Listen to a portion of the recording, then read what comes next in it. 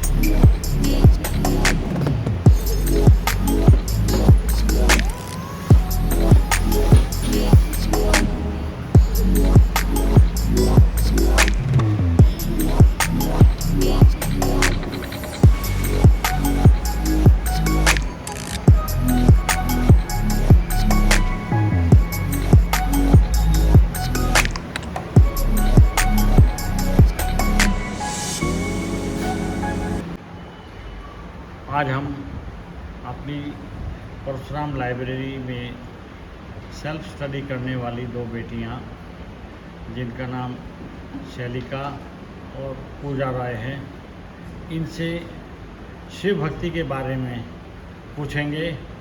सबसे पहले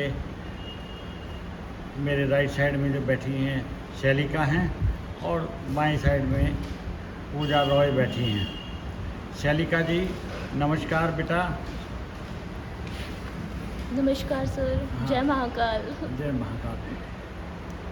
ये शिव भक्ति के बारे में मैं आपसे पूछ रहा हूँ कि ये जो सावन का मास चल रहा है, इसका क्या महत्व है, ज़रा हमारे दर्शकों को समझाएं। सावन जो होता है एक बहुत विशेष हमारा महीना होता है, जिस दिन जो शिव जी हैं वो पृथ्वी पर आते हैं। एक एकादशी आती है कि उस समय देव सो जाते हैं, मतलब विष्णु जी जो हैं सोने के टाइम पर चले जाते हैं, और उसके बाद जो शिव जी हैं उनके पास सारा जो है भार आ जाता है, वो सारी पृथ्वी को देखते हैं। इसलिए वो माता पार्वती के साथ जो है भूमि पर आते हैं और सारी जगह अपने भक्तों को देखते हैं और हर जगह अपने भक्तों को आशीर्वाद देकर जाते हैं और पूरी पृथ्वी का भार उठाते हैं।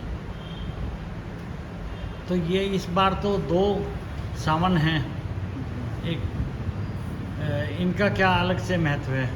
ये जो योग पड़ा है ये हमारा 19 साल बाद पड़ा है। इसका एक विशेष महत्व है। इस समय जो शिव भक्त है उन्हें एक अच्छा मौका मिला है कि अपनी और भक्ति कर सकें, और ये बहुत ही शुभ योग है जो 19 साल के बाद पड़ा है। तो हर शिव भक्त को चाहिए कि वो शिव आराधना करे और शिव तपस्या के लिए आगे बढ़े। शिव आराधना कैसे करेंगे? शिव आराधना सर्वप्रथम तो आपको अपनी आत्मा को जानना है कि आप किसकी आराधना कर रहे हैं। सबसे पहले अपने प्रभु को जानिए, उनके बाद उनकी भक्ति के नियम जानिए। सर्वप्रथम अपने आप के अंदर बुराइयों को जानिए, क्योंकि शिव भक्ति ऐसे नहीं होती। भक्ति केवल पूजा पाठ नहीं है, पूजा पाठ करना एक अलग है, क्योंकि वह स्वार्थ भाव से की जाती है। जब हम किसी भक्ति के अंदर आ जाते हैं तो वो शिव आराधना कहलाती है, जिसके अंदर वो स्वार्थ मुक्त होता है, निस्वार्थ भाव से सिर्फ शिव की आराधना करता है। और एक निस्वार्थ भक्त वही होता है जिसे शिव के अलावा और कुछ नहीं चाहिए, उसे सिर्फ शिव के चरणों में जगह चाहिए।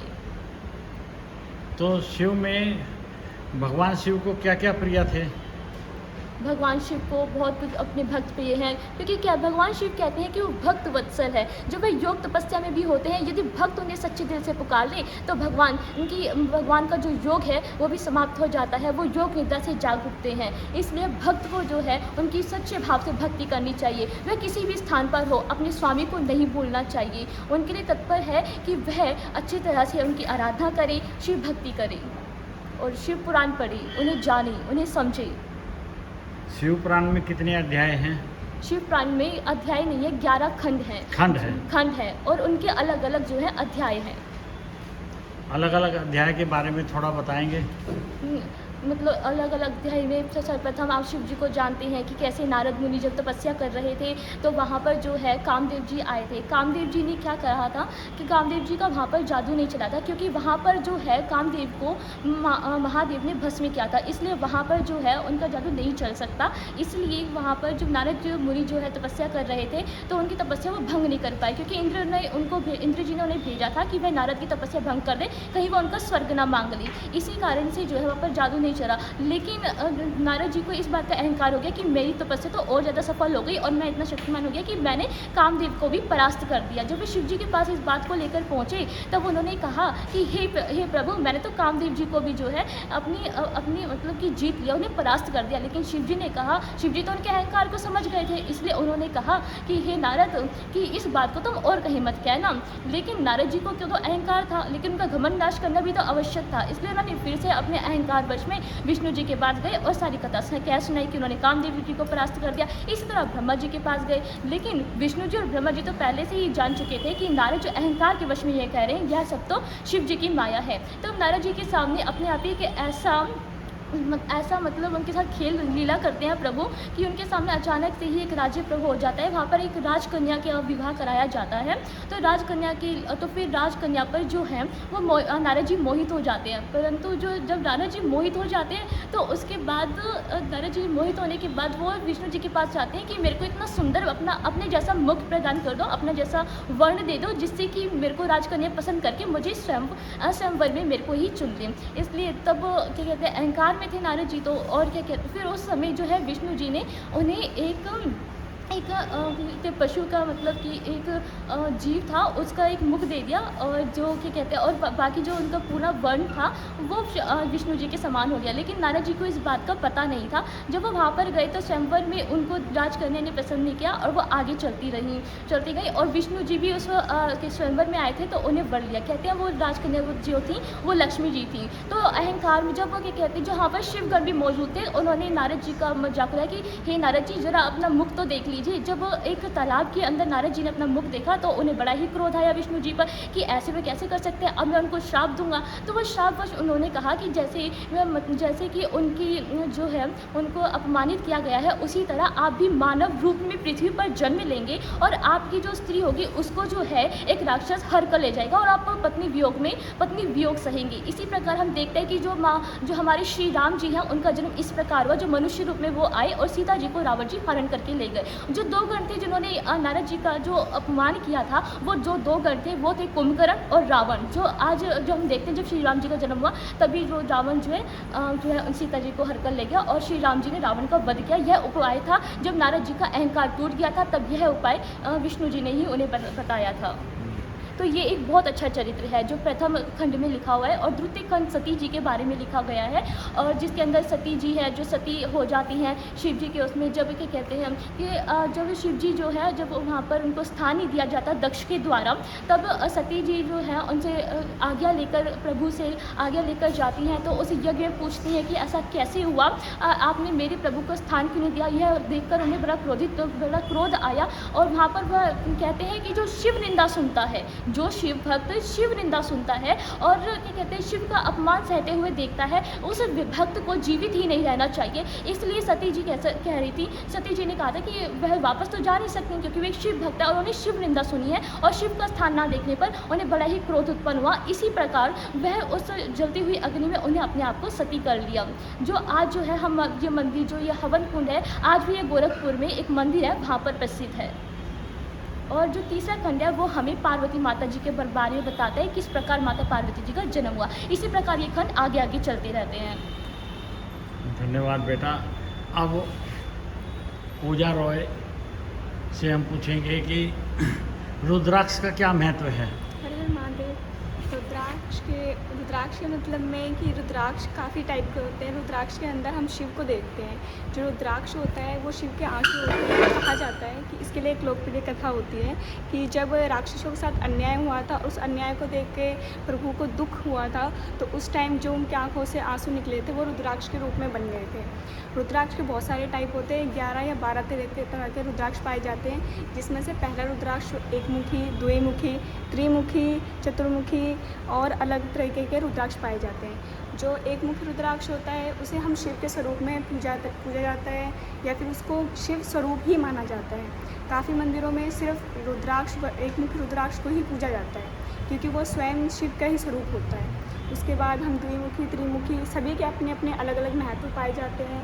अलग अलग महत्व के बारे में बताता है या फिर किसी इंसान को कौन से मुखी रुद्राक्ष धारण करना चाहिए। कुछ होते हैं, कुछ लोगों की अकाल मृत्यु हो जाती है या फिर लोगों के आसपास में ऐसी चीज़ें एकत्रित होती रहती है कि जिससे वो इंसान बहुत ज़्यादा डर जाता है। तो उस इंसानों को पंचमुखी रुद्राक्ष को धारण करना चाहिए ताकि उन्हें पता चल सके कि हाँ, शिव का बनने के बाद या शिव की आराधना से या फिर हमें भयमुक्त किस तरीके से होना चाहिए।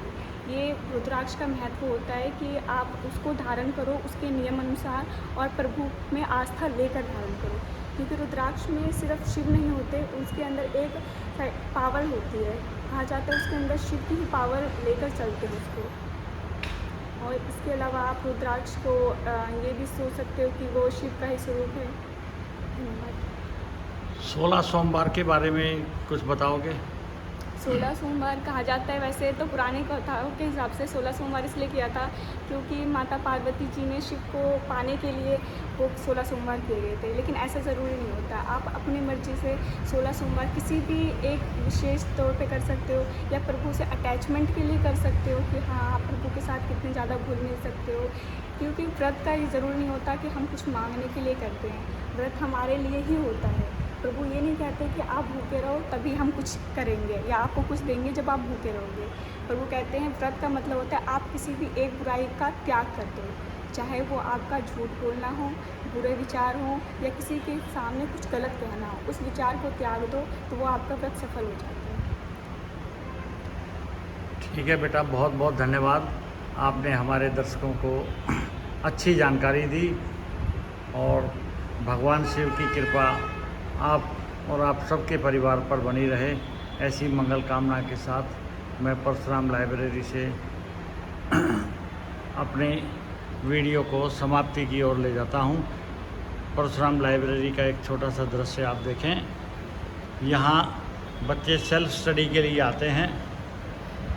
यहाँ वाईफाई इंटरनेट की सेवा है, बैटरी बैकअप है और इस तरह की अनेक सुविधाएं हैं, बच्चे आराम से बैठ के पढ़ सकें। और हमारा वीडियो आपको कैसा लगा, लाइक शेयर एंड सब्सक्राइब करें। धन्यवाद।